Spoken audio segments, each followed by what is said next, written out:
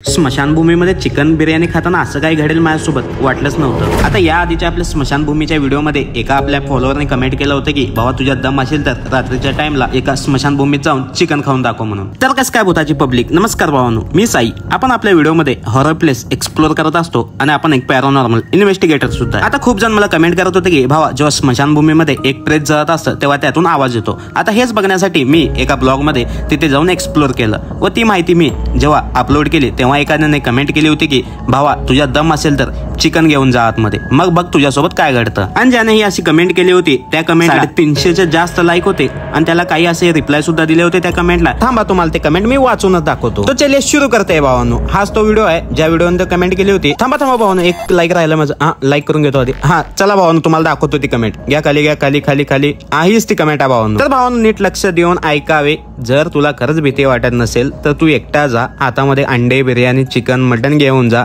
मग बघ तुझी कशी वाट लागते ते।